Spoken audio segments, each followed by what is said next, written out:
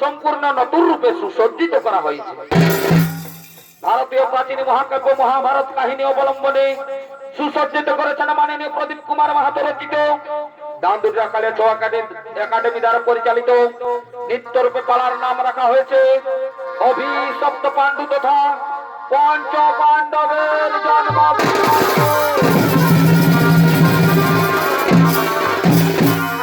তাই যদি রচক মন্ডলী পুরাণ প্রমাণ অনুসারে কিন্দিম ঋষি তার মন ও প্রাণ শিবরাধনায় উৎসর্গ করে দিয়েছে।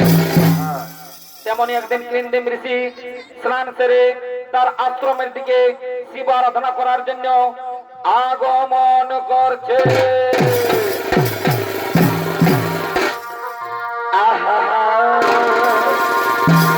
ভাই এই শোনা শোনা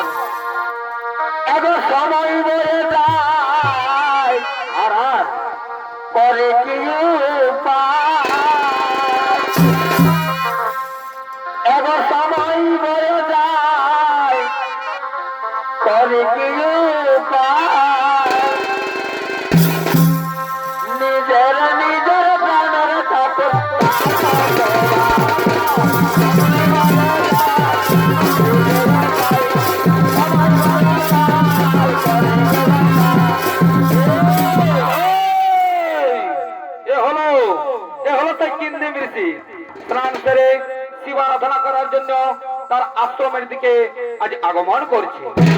আর কিন্দিম ঋষির অভিনয়ে আপনাদের আলোকিত উদ্ভাসিত রঙ্গমঞ্চে নৃত্য পরিবেশন করে দেখাবে ইনি হলেন দান্দুরা কালে ছ একাডেমির নৃত্য পরিচালক নৃত্যশিল্পী সুচিন্ত সিং সরদার।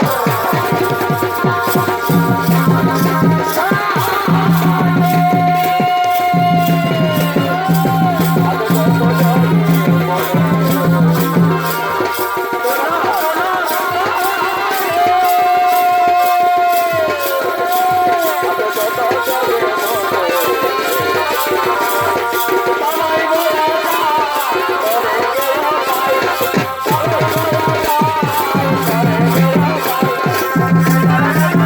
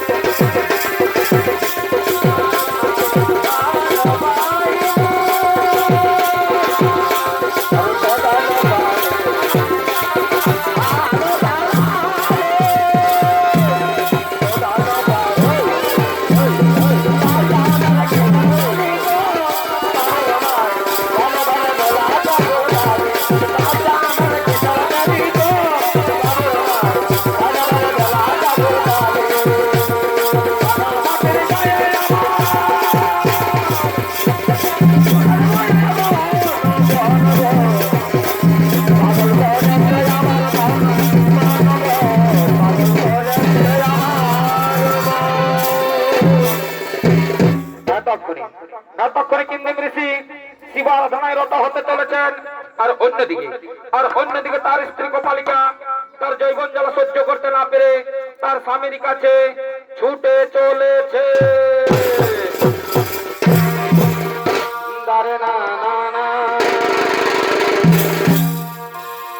মনেরই বাগানে ফুটিল ফুল রে নিরবসিকি ভ্রমর আইল না ফুলের মধু খাইল না মনেরই বাগানে ফুটিল ফুল রে রসিকি ভ্রমর আইল না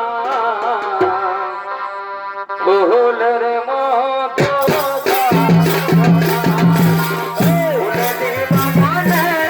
ফুটিল ফুল রে রসিকি ভ্রমর আইল না ফুলের মধু খাইল না ফুলের বাগানে ফুটিল ফুল রে রসিকি ভ্রমর আইল না ফুলের মধু খাইল না।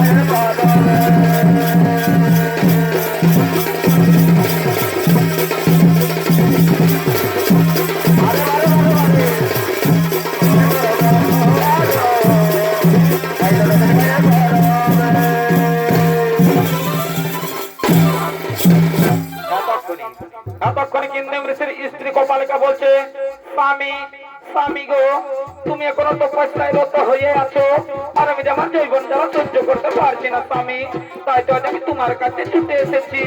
এসো এসো স্বামী, তুমি আমার কাছে এসো, আজ আমার প্রেম আলিঙ্গন দাও।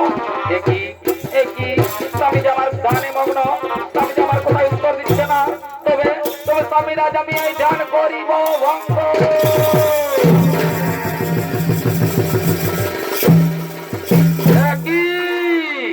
কপালিকা তুমি এ কি করলে? কিবা উদ্দেশ্য না তুমি আমার তপস্যায় বিঘ্ন ঘটিয়েছ, কিবা তোমার মনস্কামনা? স্বামী স্বামী গো, আমি যে আমার জৈবন জ্বালা সহ্য করতে পারছি না স্বামী, তাই তো আজ আমি তোমার কাছে ছুটে এসেছি। এসো স্বামী এসো, আজ তুমি আমার কাছে এসো, আজ আমার প্রেম আলিঙ্গন দাও। না না না কপালিকা, এ হতে পারে না। আমি হলাম মহামণি কৃন্দিম, আমি যে আমার এই জীবনকে শিব আরাধনায় উৎসর্গ করে দিয়েছি কপালিকা, আমি যে সংসার ধর্ম করতে পারবো না। তুমি এখান থেকে ফিরে যাও কপালিকা, তুমি এখান থেকে ফিরে যাও।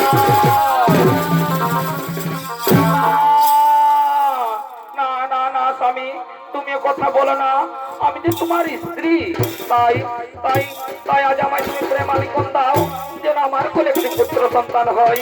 আমি যে আমার সন্তানের মুখ থেকে মা ডাক শুনতে চাই স্বামী। এসো স্বামী এসো, তুমি আমার কাছে এসো, আজ আমার প্রেম আলিঙ্গন দাও।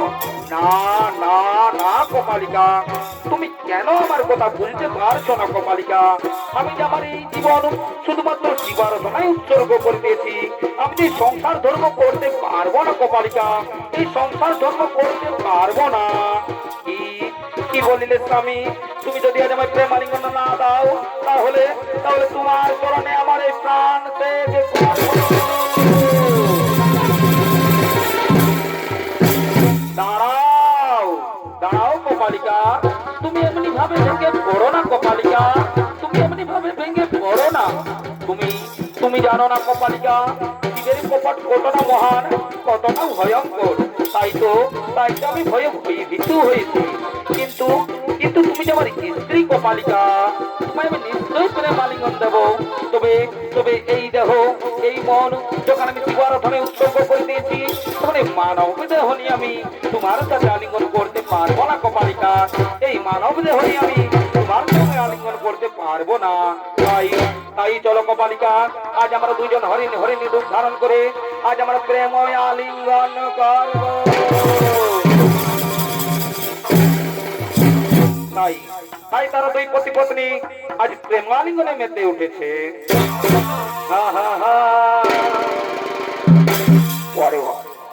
আর সোনা সোনা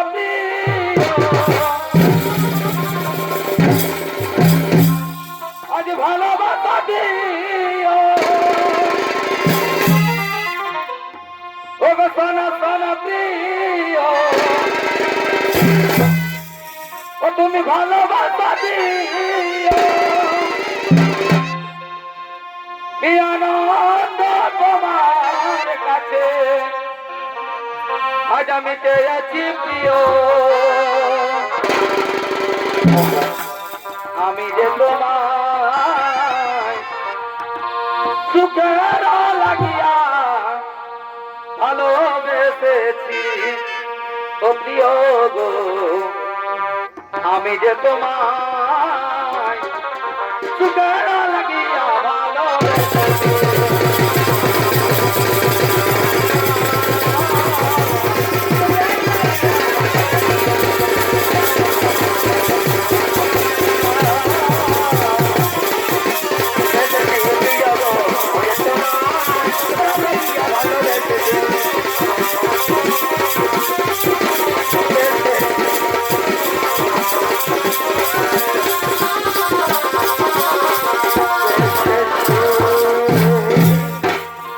দর্শক মন্ডলী, তখন কিন্নম ঋষি ও তার স্ত্রী কপালিকা মৃগ রূপ ধারণ করে তারা অরণ্য বিচরণ করে বেড়াচ্ছে।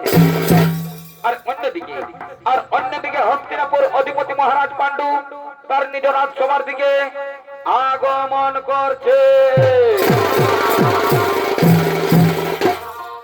দারে না না না এগো বিচিত্র বীর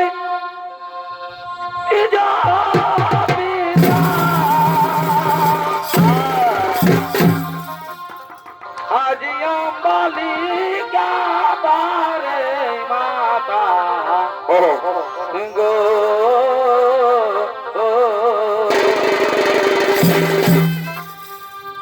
এগো বিচিত্র বীর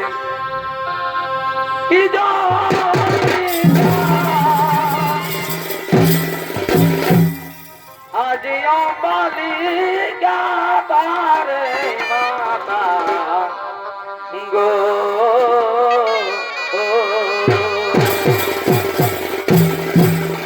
আজ মনেরিয়া আনন্দ পাণ্ডু করনে আগমন দেখো বসে আজ করনে আগমন শোনা শোনা শোনা ভারতের বিবরণ আজ মনেরিয়া আনন্দ পাণ্ডু করনে আগমন দেখো ও সে করনে আগমন শোনা শোনা শোনা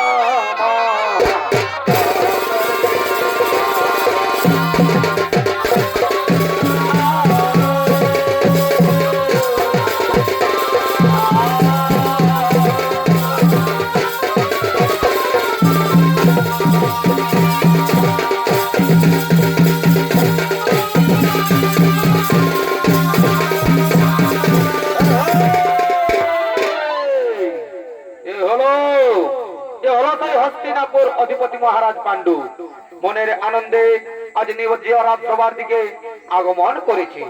আর এই পাণ্ডু রাজার অভিনয়ে নৃত্য পরিবেশন করে দেখাবে ইনি হলেন দানদুটিরা কালিয়াচৌ একাডেমির ওস্তাদ পার্থ সিং সর্দার।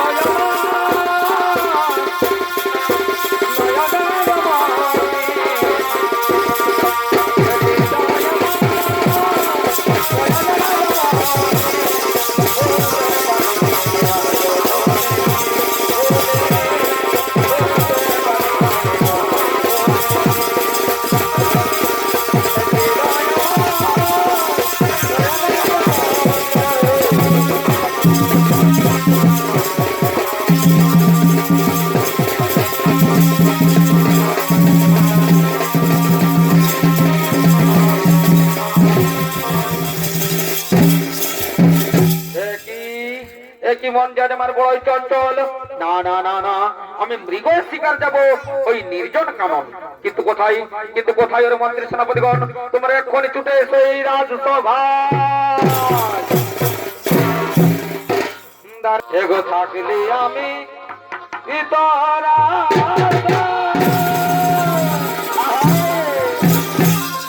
আর ভুল করেছি, আজ ভালোবাসে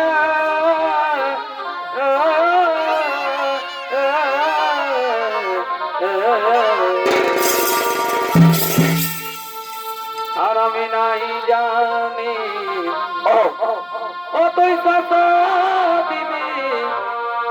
হে বন্ধু জ্বালাতন গো, হে বন্ধু জ্বালাতন, কি কারণে পাইছে গেল আর আমি নাই জানি ও তুই কথা দিবি। হে বন্ধু জ্বালাতন গো, হে বন্ধু জ্বালাতন, বারে বারে বারে বারে কি কারণে পাইছে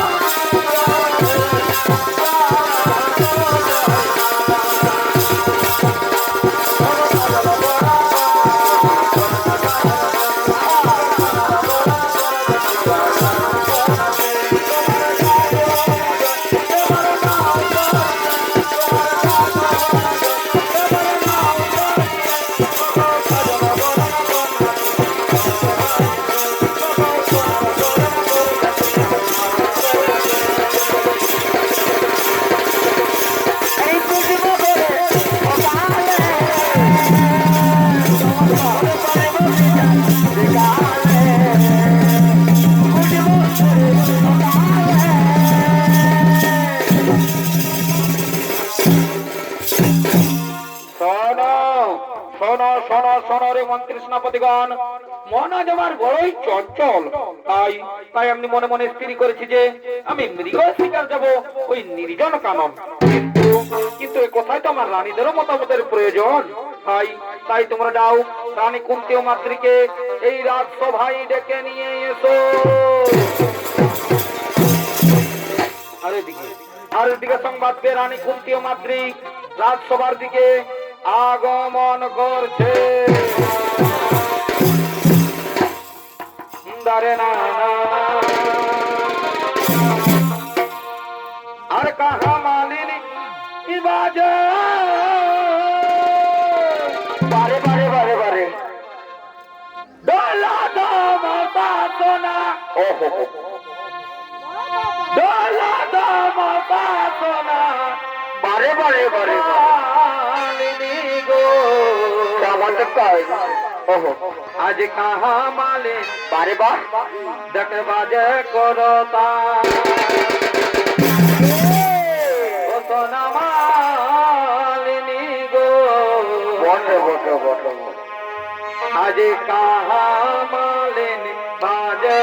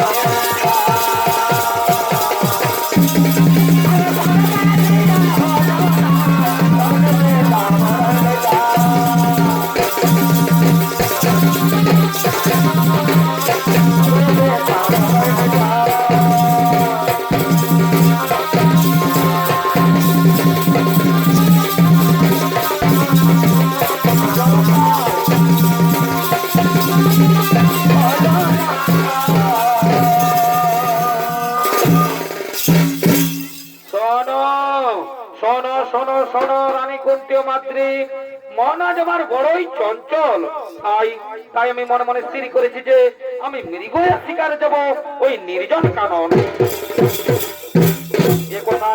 এ কথাই আমি তোমাদের মতামত জানতে চাই। এ তো খুব আনন্দের বিষয় মহারাজ, এ তো খুব আনন্দের বিষয়।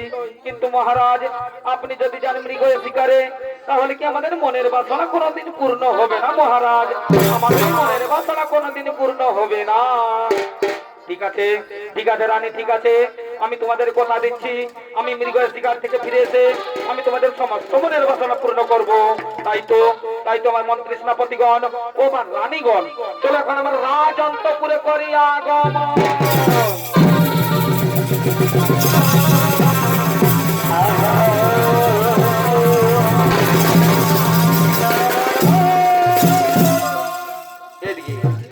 এদিকে হস্তিনাপুর অধিপতি মহারাজ পাণ্ডু রানীদের কাছে বিদায় নিয়ে মৃগয়া শিকারের জন্য নির্জন কানন ছুটে চলেছে। আর অন্যদিকে কিন্দিম ঋষি ও তার স্ত্রী কপালিকা হরিণের রূপ ধারণ করে প্রেমানন্দে গভীর অরণ্যে আজ আগমন করছে।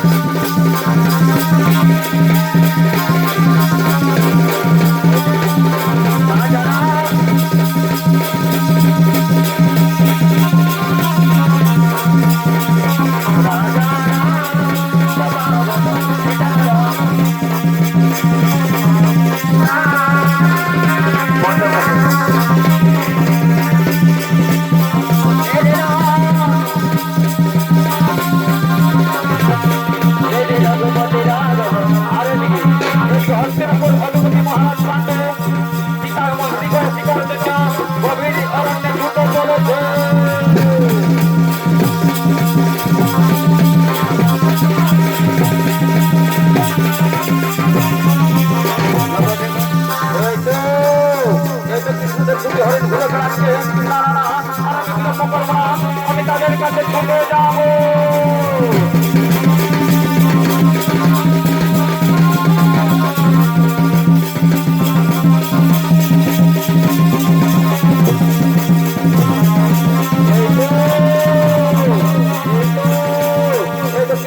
হরিণ খেলায় মামলা হয়েছে, আর বিলম্ব করবো না, ওই যদি হরিণ আমি তিনি মিত্র করে হত্যা করবো।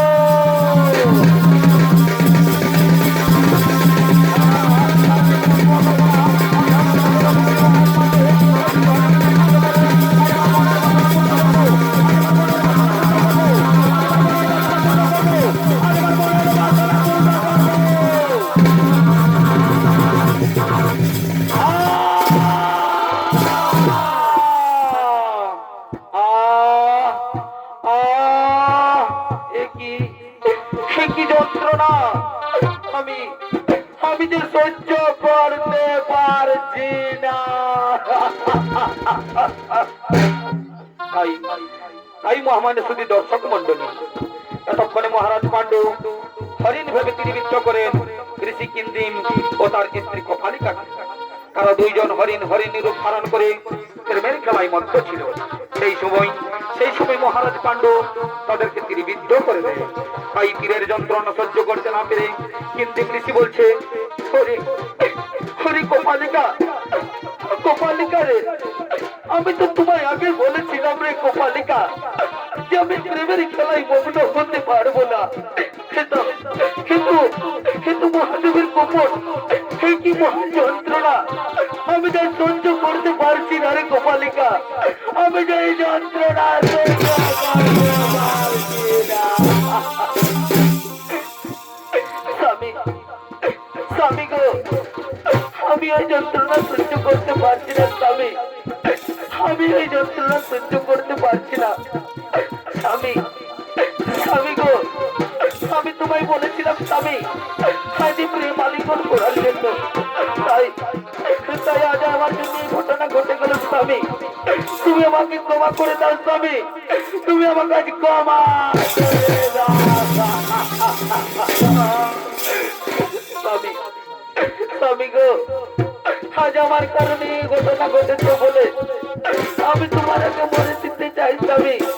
আমি আর এই জীবন রাখতে চাই না স্বামী, আমি আর এই জীবন রাখতে চাই না। আজ আমি মরে যাই স্বামী, আজ আমি মরে যাই, আজ আমি মরে যাই।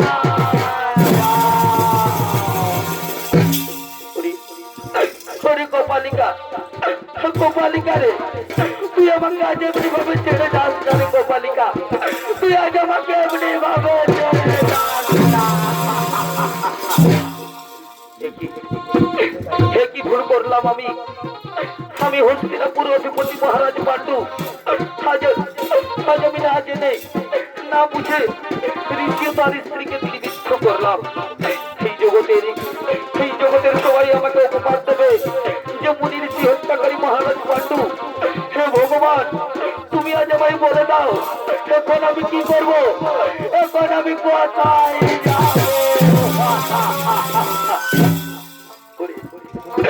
হরি কপালিকা, কপালিকা রে, তুই আজ এমনি ভাবে চুপ করে থাকিস না রে কপালিকা, তুই এমনি ভাবে চুপ করে থাকিস না, তুই আমার সঙ্গে কথা বল না রে কপালিকা।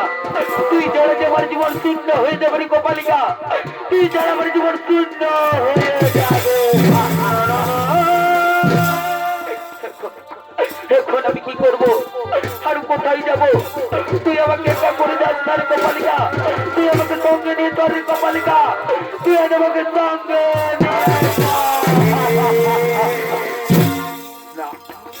না না না, আজ আমাকে এমনি ভাবে ভেঙে পড়লে চলবে না। আমি ওই ঋষির কাছে যাবো, আর আমি দূরে দাঁড়িয়ে থাকবো না, আমি তার কাছে গিয়ে ক্ষমা চাইবো। যদি ওই ঋষি আজ আমাকে ক্ষমা করে দেয়, যদি ওই ঋষি আজ আমাকে ক্ষমা করে দেয়, ও গো মুনিব,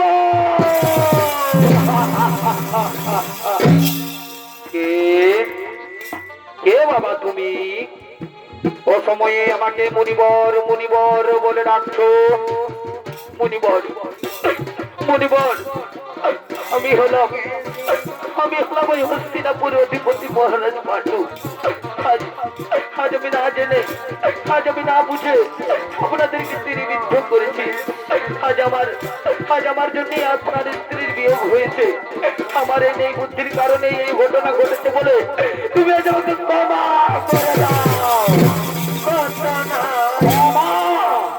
না না ওরে পাষাণ্ড, ওরে দুষ্টমতি দুরাচার, আজ তুই না হস্তিনাপুরের রাজা, তুই সামান্য হরিণীদের চিনতে পারলি না।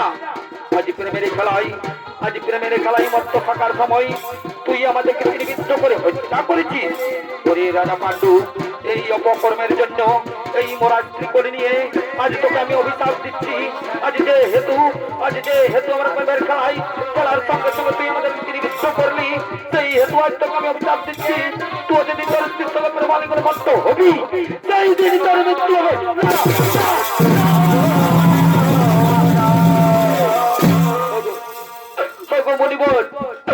মুনিবর, আজ এত বড় অভিশাপ দিও না মুনিবর। আজ ভাই লঘু পাপে গুরুদণ্ড না দিও মণিবর, আজ ভাই লঘু পাপে গুরুদণ্ড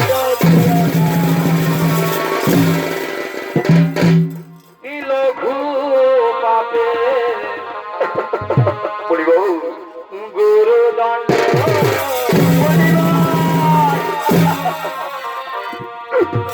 অমনে কেন দিলে আজ আমার লঘু পাপে গুরুদণ্ড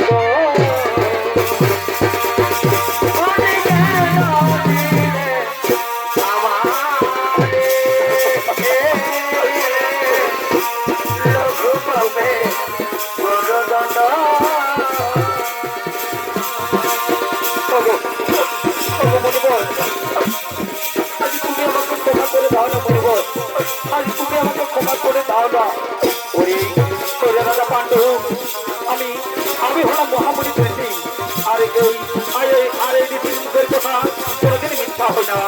এই ধ্যানক থেকে বেরিয়ে যাবান যেন যেমন কোনোদিন ফিরে আসে না, তেমনি তেমনি আমার এই অভিশাপ তোর ফলবেই ফলবে, তোর ফলবেই ফলবে, তোর ফলবেই ফলবে।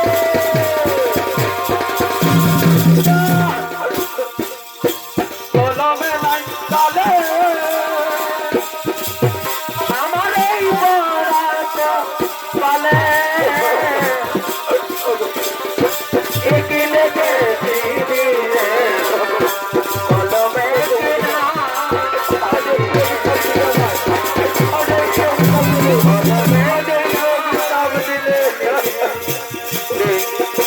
ওরে রাজা পাণ্ডু আজ যে হেতু আমার মনের খেলার সঙ্গে সঙ্গে তুই আমাদের পৃথিবীবৃদ্ধ করলি, সেই হেতু আমি আজ তোকে বিচার দিচ্ছি। তুই যদি পরিস্থিতি প্রেমালিগুলো মত হবি, সেই দিন তোর মৃত্যু হবে না। কপালে ছিল কপালে ছিল কপালে দিদি ছিল কপালে ছিল কপালে ছিল কপালে ছিল কপালে ছিল কপালে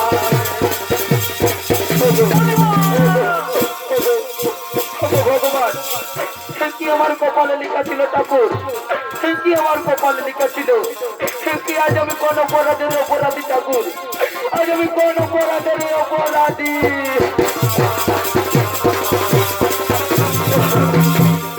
দীনবন্ধু রে তুমি বিনে আমার দেহ নাই। আর আমি যন্ত্রণা সহ্য করতে পারছি না, আমি যে যন্ত্রণা সহ্য করতে পারছি না। আজ আমার প্রাণ যায় করছে না। আজ আমি মরে যাই, আজ আমি মরে যাই, আজ আমি মরে যাই, আজ আমি মরে যাই।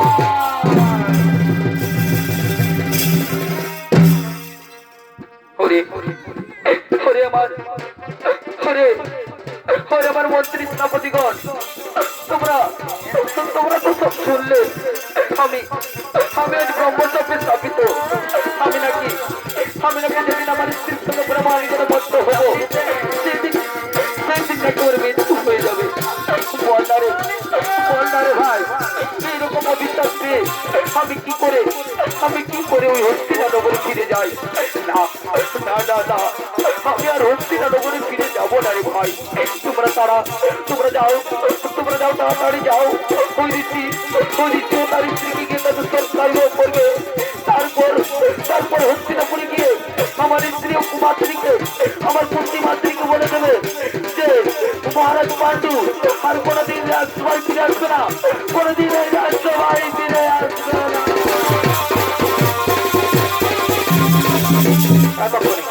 এতক্ষণে মন্ত্রী সেনাপতি ঋষি ও তার স্ত্রীকে সৎকার্য করার জন্য ছুটে চলেছে।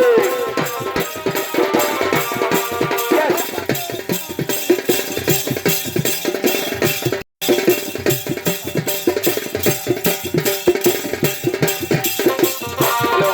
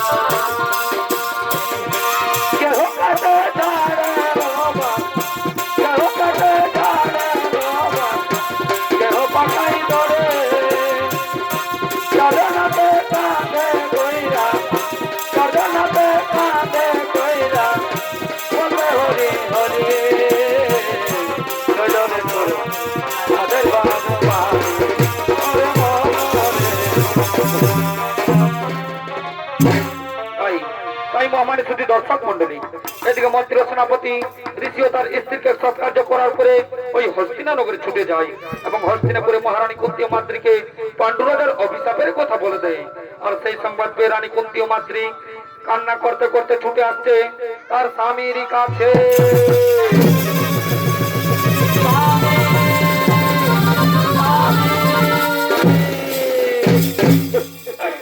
স্বামী স্বামী গো, আজ কি হতে কি হয়ে গেল স্বামী, আজ কি হতে কি হয়ে গেল। ওরে কুন্তী, ওরে মাতৃ, তোরা যেন আমাকে স্পর্শ করো না রে। তোমরা তোমরা জানো না আজ আমি ব্রহ্ম শাপে শাপিত। তোমরা যদি আজ আমাকে স্পর্শ করো তাহলে আমি আজ মরে যাবো। একই কথা বলছো স্বামী, আমরা স্ত্রী হয়ে নিজের স্বামীকে স্পর্শ করতে পারবো না। না স্বামী না, তুমি কথা বলো না স্বামী, তুমি কথা বলো না।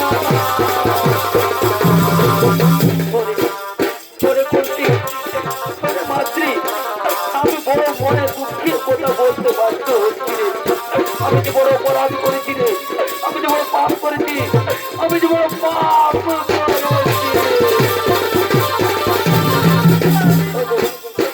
স্বামী। তাহলে বলো স্বামী, আমরা এখন কি করবো আর কোথায় যাবো? আমার স্বামীর সঙ্গে জীবন কাটানোর অঙ্গীকার করেছিলাম, কিন্তু আজ কি হচ্ছে কি হয়ে গেল স্বামী, আজ কি হচ্ছে কি হয়ে গেল, আমরা কোনো পাই বুঝে পাচ্ছি না। মাতৃ, আমি মনে মনে স্থির করেছি বাকি জীবনটা শিব ঠাকুরের আরাধনা করে কাটিয়ে দেবো।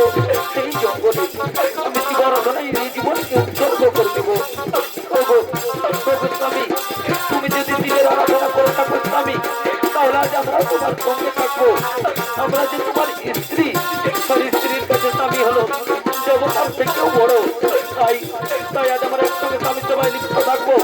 আজ আমরা একসঙ্গে শিব আরাধনা করবো স্বামী, আজ আমরা একসঙ্গে শিব আরাধনা করবো।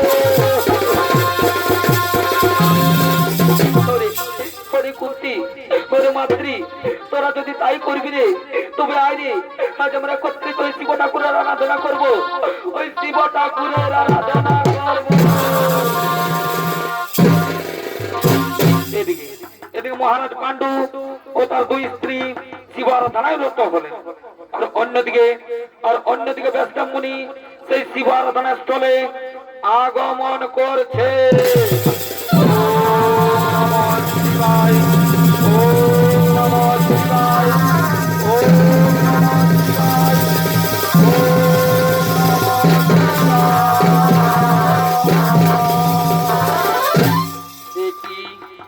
কি দেখছি আমি, মহারাজ পাণ্ডু তার দুই স্ত্রীকে নিয়ে শিব আরাধনায় রত হয়েছে।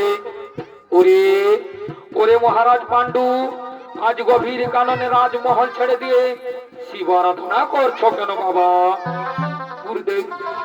গুরুদেব, আমি যে আজ ব্রহ্মশাপে শাপিত গুরুদেব, আমি যে আজ ব্রহ্মশাপে শাপিত। ওই মুনিবর আমাকে অভিশাপ দিয়েছে, আমি নাকি কোনোদিন পুত্রের বাবা হতে পারবো না। মুনিবর, আমি নাকি কোনোদিন পুত্রের বাবা হতে পারবো না। ওরে মহারাজ পাণ্ডু, তুমি জানো না বাবা, তোমার স্ত্রী কুন্তী দুর্বাসার কাছে বর প্রাপ্ত হয়েছিল। সে ইচ্ছা করলে যে কোনো দেবতাকে স্মরণ করে পুত্র সন্তানের জন্ম দিতে পারবে। তাই তো তোমাকে বলি মহারাজ পাণ্ডু, তোমার স্ত্রী কুন্তীকে তুমি বলো সে ইচ্ছাপ্রাপ্ত বর স্মরণ করে যেন তোমাদেরই পুত্র সন্তানদের জন্ম দেয়। তাহলে তোমার মনের বাসনা পূর্ণ হবে। আমি এখন আসি পুত্র, আমি এখন আসি।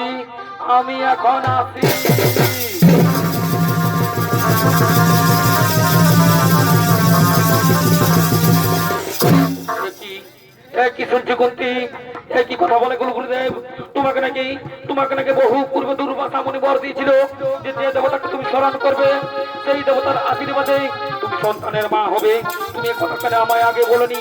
তুমি তাড়াতাড়ি সেই দেবতাকে স্মরণ করো, মন্ত্র বলে সেই দেবতাকে প্রসন্ন করে আজ আমাদের পুত্র সন্তানদের জন্ম দাও। তুমি তাড়াতাড়ি আমাদের পুত্র সন্তানদের জন্ম দাও। এতক্ষণে স্বামীর কথা শুনে মহারানী কুন্তী দুর্বাসা মুনির ইচ্ছাপত্র দর্শন করে দেবতাদের স্মরণ করতে লাগেন। কুন্তী ধর্মদেবকে স্মরণ করে যুধিষ্ঠিরে জন্ম দেয়,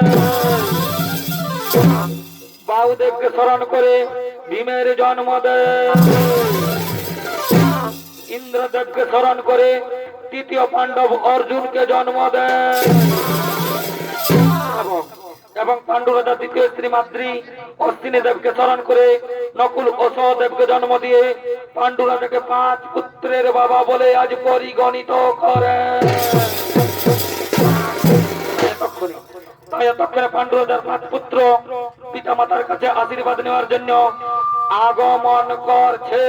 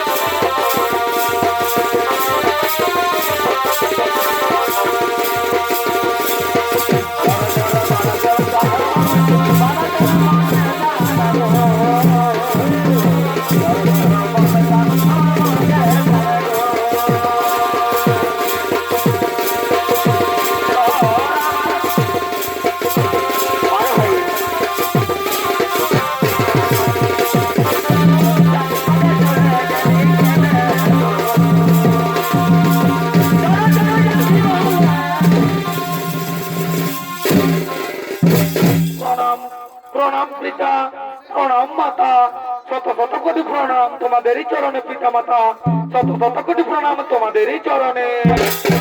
বলি পুত্রগণ দীর্ঘজীবী হও বৎস, দীর্ঘজীবী হোক, তোমাদের জীবন সুখী হোক বৎস, আজ তোমাদেরই জীবন সুখী হোক। তাই সুধীর দর্শক মন্ডলী, এতক্ষণে পঞ্চ পাণ্ডব তাদের পিতা মাতার সঙ্গে দর্শন করিলেন।